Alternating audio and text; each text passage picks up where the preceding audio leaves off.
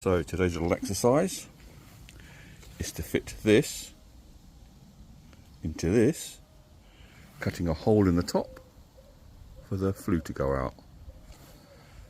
So this is my 100 Trakker brolly shelter, designed for fishing, but I don't fish, but I do a lot of wild camping canoes and stuff like that, car camping, so it'd be ideal for it. Loads of room inside for one person, bit of a squeeze for two. Well, depends how intimate you are, I suppose. Yeah. So, what have we got here then? It's my little mini stove, Winterwell. I've added some legs at the bottom of it to make it a little bit higher. Makes it easier really when you're putting the wood in and out of it. Acquired that from Temu with all the bits and pieces. I've got some heat cloth here, which I might line the inside. And this is the original stovepipe. But if you look at that compared to the brolly, it's not particularly high, and I don't want to have any holes in this unnecessarily. So I bought another flue pipe from Temu, which is longer, a touch wider. So two things, I could have put one on top of the other, make it really, really high, or just make it a tiny bit bigger. But we'll see. I just hope it works. So that's more or less where it's going to go. In the corner, sort of out the way, but they're not too close to the sides of the wall. So I've got a little put this in here to give me an idea how high it's going to go.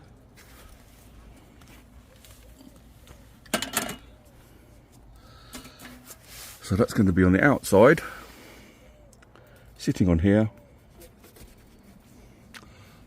And probably I'm going to put it in the corner here with this metal rod here. It's going to actually help to support it rather than wait for the material to support it as well. That gives some support. So from the outside I've got to mark some holes accurately and put the screws through. Fingers crossed.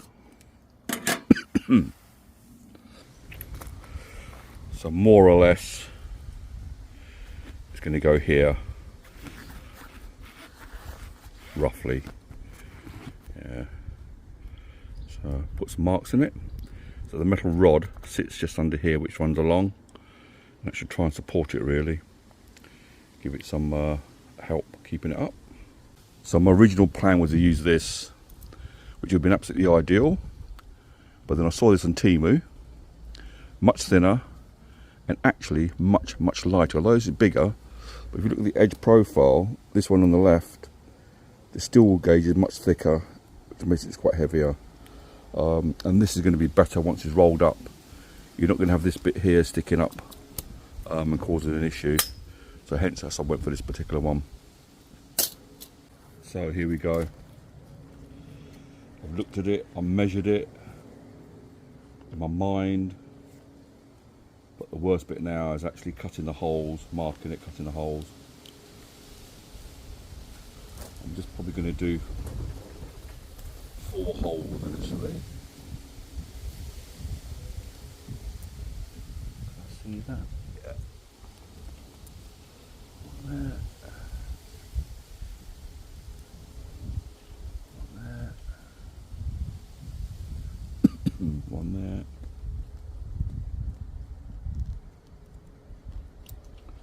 Let's see the hole. 1, 2.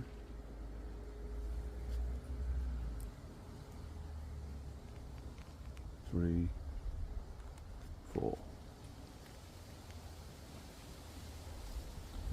Right.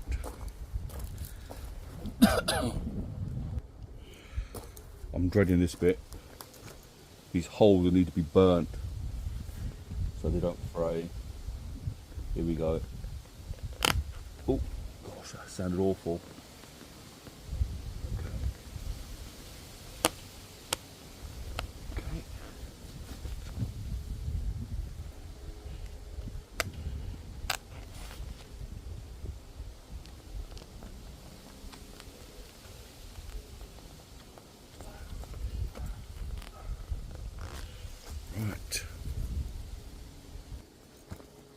Alright, so trial run.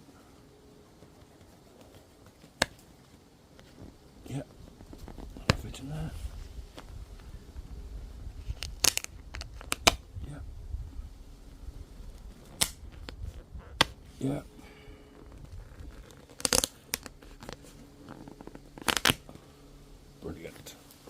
That's how it comes with the screws in it. And quite simply, I've cut the tiny holes in here, ready to go on. That goes behind here, that goes on top. How much of the material do I cut away to give it the heat resistant? I'm not sure yet. I'll do that once I have it all fitted. Well, that's it in place. Doesn't look too bad actually. So now I've got to decide how much of this I've got to cut out, and probably glue the ends of that one as well. Let's look at the inside. Okay, on the face of it, it looks really good, but I've made a real big error here. Trying to get it close to the edge, I've actually trapped the zip. So I'm going to have to undo this screws here, move the zip along here, and do it back up, which means I can't fully open it now. But I don't think that's going to have any effect on it really. But a little bit annoying, but it doesn't look too bad. Okay, so just bear in mind really, not to come too far down here as I've done. Not only has it fouled the zip, but I can't now get in the little screw that fits under here because it sits right on the zip. It's at the bottom, so I don't think it's going to cause any issues or cause any leaks anyway. But nevertheless, a little bit annoying. Okay, never mind. Set back up here. Look, that's what it should be. So next thing is, how am I going to cut this? Gosh, that's scary. Scary Mary. But then again, I need to do it. I'm probably going to put a couple of guide line, a little cross or something, just to give me an idea what I need to do.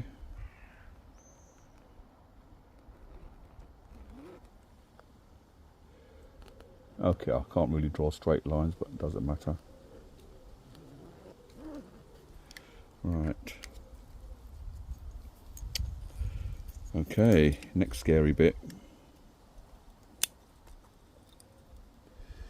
Oh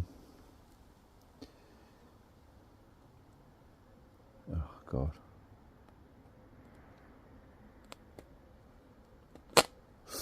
Oh, I hate that.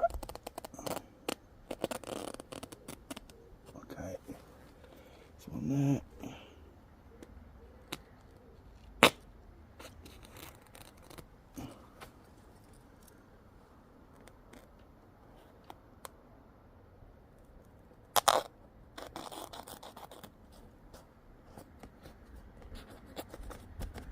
Right.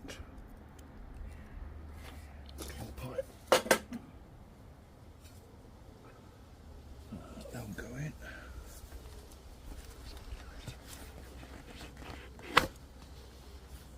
Lovely. Excellent. Okay. The other one will definitely go in because it's narrower.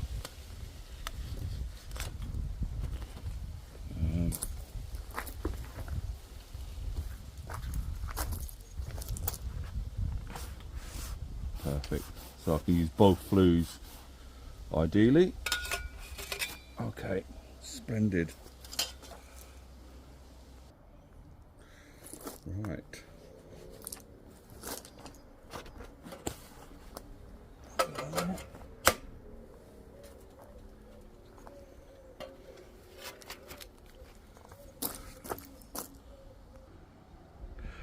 Well, that's looking quite good.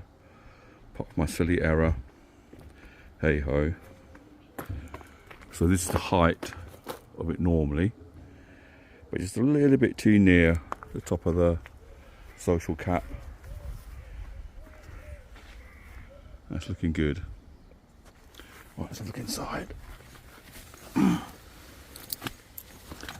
Right.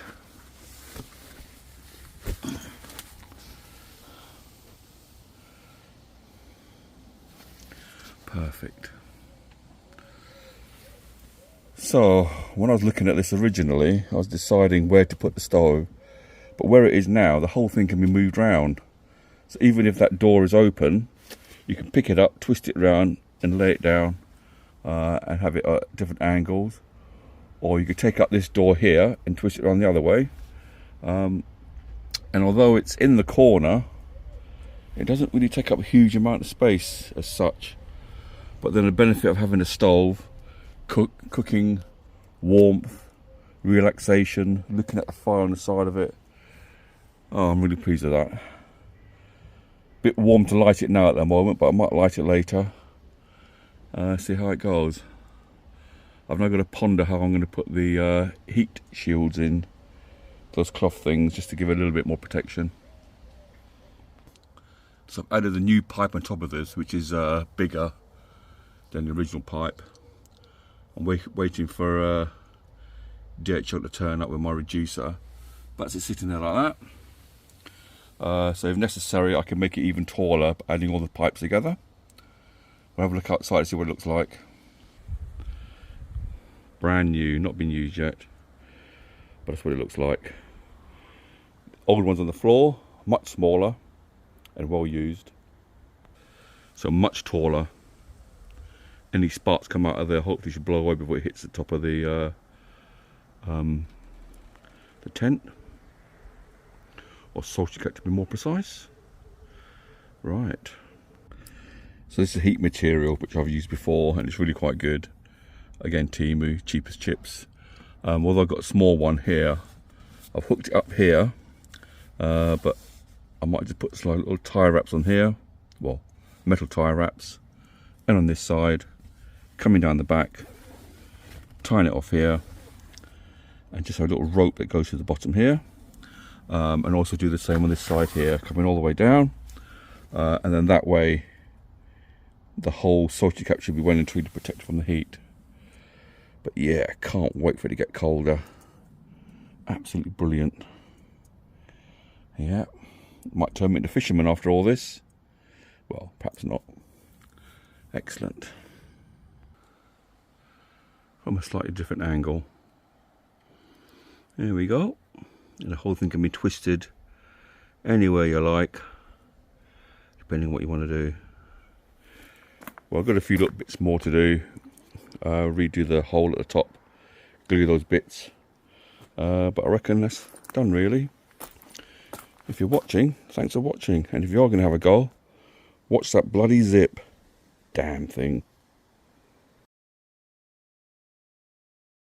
Is my original stove, which sits down on the floor here.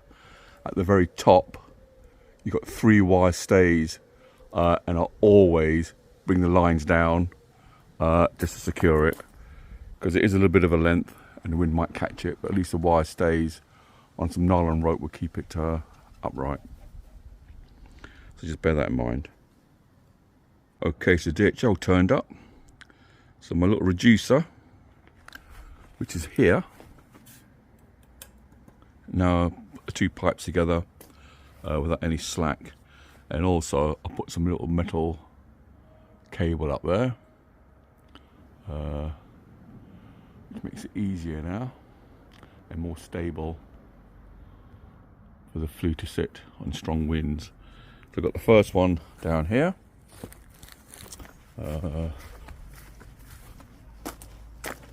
One's connected on the back